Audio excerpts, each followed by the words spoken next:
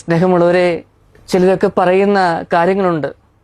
അച്ചോ, ഞങ്ങൾക്ക് നല്ലൊരു പ്രൊഫഷനുണ്ട്, നല്ലൊരു ജോലിയുണ്ട്, നന്നായിട്ട് സമ്പാദിക്കുന്നുണ്ട്, പക്ഷേ ഒന്നും മിച്ചം വയ്ക്കാനില്ലല്ലോ അച്ചോ. ഇതാണ് ഞങ്ങളുടെ ഏറ്റവും വലിയ വേദന. എനിക്ക് പരിചയമുള്ള ഒരു ജ്വല്ലറി ഉടമയുണ്ട്.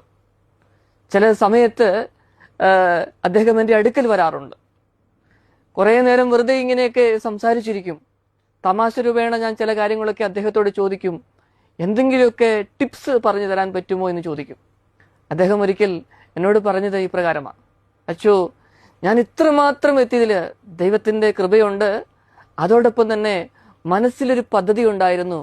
3 വർഷം കൂടുമ്പം പുതിയതായിട്ട് ഒരു ബ്രാഞ്ച് വേണം.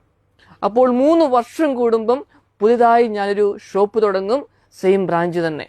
അങ്ങനെയാണ് ഇത്രമാത്രം വികസിച്ച് ഇവിടം വരെ എത്തുവാനായിട്ട് എനിക്ക് സാധിച്ചത് എന്ന് അദ്ദേഹം കൂട്ടിച്ചേർത്തു.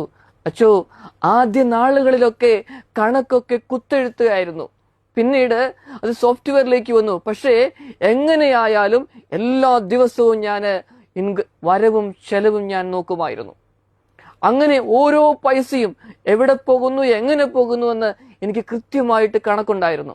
ആ കണക്കാണ് എന്നെ ഇത്രമാത്രം അഭിവൃദ്ധിയിലേക്ക് നയിച്ചത്. സ്നേഹമുള്ളവരെ, നമുക്കറിയാം, നമ്മുടെയൊക്കെ ജീവിതങ്ങളിൽ ഞാനും നിങ്ങളുമൊക്കെ അധ്വാനിക്കുന്നു, പ്രവർത്തിക്കുന്നു, ഒത്തിരി സമ്പാദിച്ചു കൂട്ടുന്ന വ്യക്തികളുണ്ട്. എന്താണ് പലർക്കും സംഭവിക്കുന്നത്? ശരിയായ കണക്ക് കൂട്ടലുകൾ ഇല്ലാത്ത അവസ്ഥയാണ് സംഭവിക്കുന്നത്. ലക്ഷക്കണക്കിന് രൂപയെടുത്ത് ആഡംബര കാറുകളും വീടുകളും ഒക്കെ മേടിച്ചു.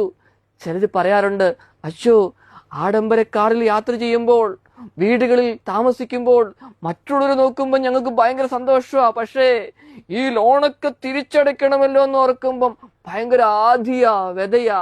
എന്താ ചെയ്യേണ്ടത്? പ്രിയപ്പെട്ടവരെ, ഈ പുതുവത്സരത്തില് ഒരു തീരുമാനമെടുക്കാം. ഉള്ളത് കൊണ്ടൊന്ന് ക്രമീകരിക്കാനായിട്ട് ഒരു ബഡ്ജറ്റ് നമുക്ക് തയ്യാറാക്കാനായിട്ട്, ഉള്ളത് കൊണ്ട് ക്രമീകരണമുണ്ടായി നമ്മുടെ ജീവിതത്തെ ക്രമപ്പെടുത്തി മുമ്പോട്ട് പോകുവാനായിട്ട് ശ്രമിക്കാം. വചനം പറയുന്നത് ഇപ്രകാരമാണ്. സുഭാഷിതങ്ങളുടെ പുസ്തകത്തില് 16-ാമത്തെ അധ്യായത്തിലെ 3-ാമത്തെ വചനം: നിന്റെ പ്രവർത്തികൾ ദൈവത്തിന് സമർപ്പിക്കുക, അപ്പോൾ നിന്റെ പദ്ധതികൾ ഫലമണിയുമെന്ന്. പ്രാർത്ഥിക്കാം. ദൈവമേ, ഞങ്ങളുടെ അധ്വാനങ്ങളെ സമർപ്പിക്കുന്നു. ആ അധ്വാനത്തിൽ നിന്ന് കിട്ടുന്ന ഫലങ്ങൾ ദൈവമേ സന്തോഷത്തോടെ ഉപയോഗിക്കുവാൻ, ഞങ്ങളുടെ പ്രിയപ്പെട്ടവർക്ക് വേണ്ടി ചെലവഴിക്കുവാൻ ഞങ്ങളെ സഹായിക്കണമേ. ആമേൻ.